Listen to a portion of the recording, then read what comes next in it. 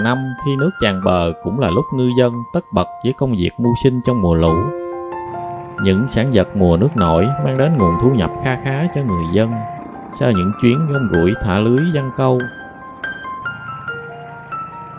Năm nay nước lũ về sớm, sản lượng tôm cá dồi dào hơn so với những năm trước. Vì vậy, ngư dân rất phấn khởi khi bước vào vụ. Khi nước lũ tràn về, người dân đồng bằng sông Cửu Long lại nhộn nhịp đẩy côn bắt cá trên những cánh đồng trắng nước. Đây là loại hình bắt cá khá đơn giản, không tốn nhiều chi phí đầu tư, nhưng giúp người dân có thêm thu nhập giữa mùa giáp hạt.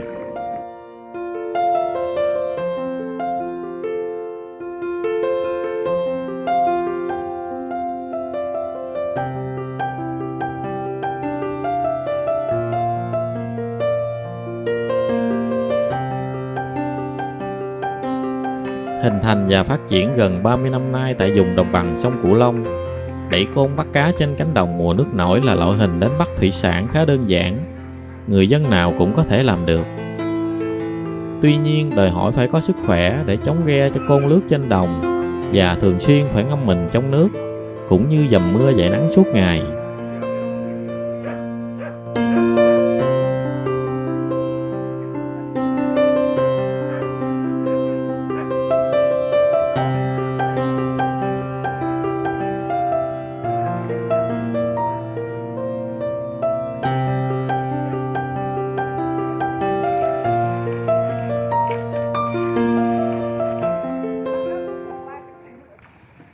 Những người dân đẩy côn cho biết, côn là dụng cụ được làm bằng những cọng sắt nhỏ, được máng vào một sợi dây ni lông mai dính với nhau, với khoảng cách 20 cm mỗi cọng. Chiều dài luồn côn từ 12 đến 15 m được làm bằng tre. Để có được dàn côn vững, cân bằng thì cần phải hàn ống sắt theo hình chữ T và một ống nối thẳng đứng để kết nối các bộ phận lại với nhau. Kế tiếp dùng 2 cây tre cho vào 2 bó côn được mắc dọc theo tre và buộc lại bằng dây với khoảng cách chừng 2 m mỗi mối. Sau đó sử dụng một đoạn tre ngắn dựng đứng để mắc dây kéo luồn côn cao hơn mặt nước.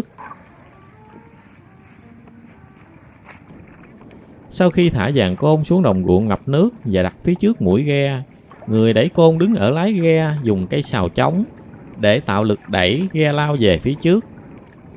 Lúc đó que côn chạm vào cá chuối tạo thành một vùng bong bóng nước gọi là tim. Đợi cho lớp tim này tan hết và có một vài tim khác nổi lên ngay vị trí đó, người đẩy côn sẽ lội xuống ruộng dùng nôm xuống, sau đó thọc tay vào miệng nôm mò bắt cá.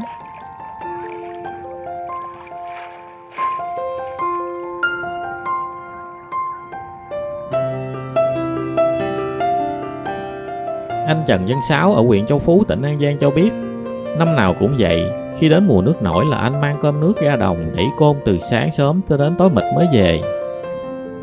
Trước đây thường có lũ lớn, đồng ngập sâu nước, nguồn cá tự nhiên nhiều, do đó hàng ngày anh có thu nhập khá cao từ nghề đẩy côn.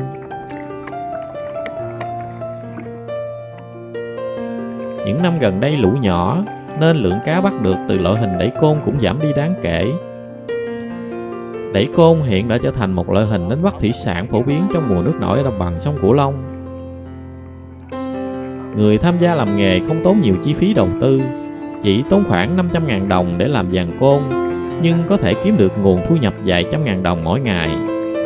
Nhờ có nghề này mà nhiều hộ gia đình có việc làm và nguồn thu nhập ổn định.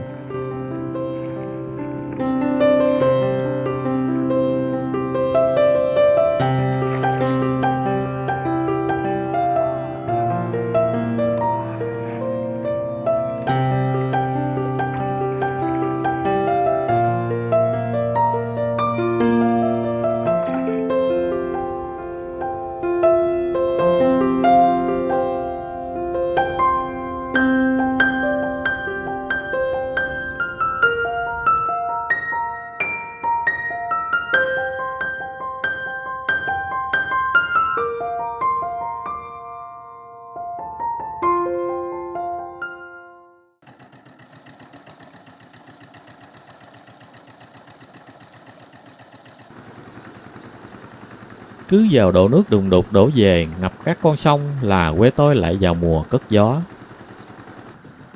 Cái gió là sản phẩm của đời sống xưa với đa số nông dân dùng sông nước. Tất nhiên, bây giờ nó chỉ còn trong ký ức của nhiều người già, nhưng dù sao, đó cũng là sự thay đổi phù hợp với cuộc sống.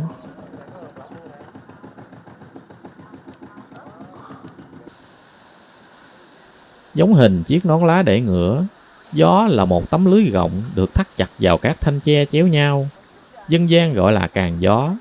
Để khi nước chảy, lưới sẽ bung ra tạo thành một khoảng rộng để cá tép, tôm cua chạy vào. Có một sợi dây cột ở trọng tâm để kéo lên mà xúc cá. Đây là cách đánh bắt rất độc đáo, có nhiều tiện lợi vào mùa nước dâng cao. Người ta dựng một cái cầu ra sông, phía trên là một túp lều cao lợp rơm hoặc lá dừa. Túp lều này đủ cho 3 người ngồi hóng mát, uống trà thâu đêm. Nó là phần không thể thiếu của chiếc gió. Do chắn ngang dòng nên khi đặt gió phải luôn có người canh giữ, vì thế mà liều gió xuất hiện từ đó. Nơi đây còn là chỗ ăn nghỉ khi vào con nước gông, tôm cá đổ về.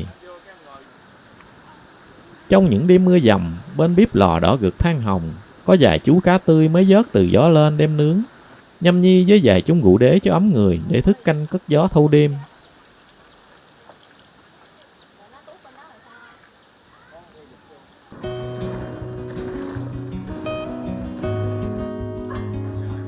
Để làm và đặt gió không hề dễ, phải là người có kinh nghiệm. Đầu ngoài của cây cầu có 2 cột tre cũng là trụ chính của chiếc liều làm giá đỡ cho chiếc gió. Một trục sắt được bắt vào 2 cọc cầu, sao cho đầu ngoài song của khúc cây nặng có thể kéo cao lên hay gục xuống nước theo nguyên tắc đòn bẩy. Phía đầu ngoài song 4 cây tre chắc và dài bắt vào đầu khúc cây nặng, tạo thành hình cái quan gánh chữ thập.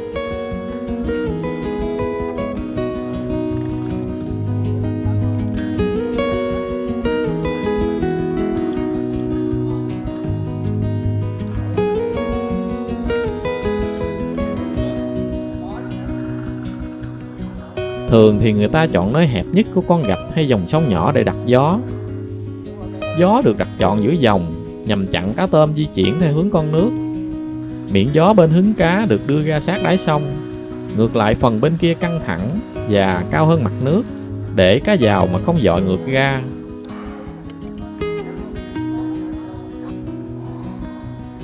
Cất gió bắt cá là một hình thức đánh bắt giúp người dân quê tôi tiết kiệm được khoản chợ búa. Lại khi sẵn cá tép nhiều, chủ gió mang ra chợ bán đổi các thức khác về dùng. Có khi đi ghe xuồng đến gió, chủ ghe sẵn tiện thấy cá tép thì mua luôn, về nhà làm cơm chiều. Nghề cất gió được xem là công việc nhàn hạ nhất trong các cách đánh bắt cá tôm, nhưng cũng vất vả lắm, vì phải thức khuya và phải canh chừng cứ 5-10 phút là cất gió lên một lần. Người trong nghề cho biết, đêm hôm tôm cá đi nhiều hơn ban ngày, và lúc trời mưa cũng nhiều hơn lúc trời tạnh. Vì vậy nên đêm hôm mưa gió, người làm nghề này vẫn miệt mài với công việc mưu sinh của mình.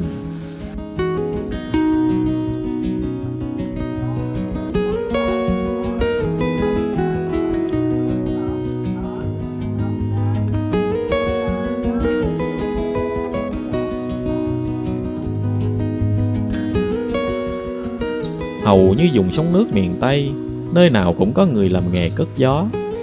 Dùng sông rạch ven biển vào mùa mưa thì bắt cá kèo, cá chốt. Miệt ngọt quá bán đảo Cà Mau thì đón cá đồng ra kênh rạch khi trời mưa lũ kéo dài. Dùng Đồng Tháp 10 thì bắt cá linh khi mùa nước nổi tràn về. Bất cứ địa hình nào, sông ruộng, kênh hẹp gì cũng có thể chọn vị trí để làm gió được. Ngày trước, người làm nghề kỹ lưỡng phải cân nhắc dòng chảy, địa hình để tìm nơi đặt gió, hay còn gọi là nơi máng gió. Có thể từ trong sâu thẳm tâm hồn, cất gió đã gợi lại cho ai đó về một miền ký ức xa xăm. Gợi nhớ về một miền quê có người mẹ, người cha sớm hôm cất gió nuôi con khôn lớn.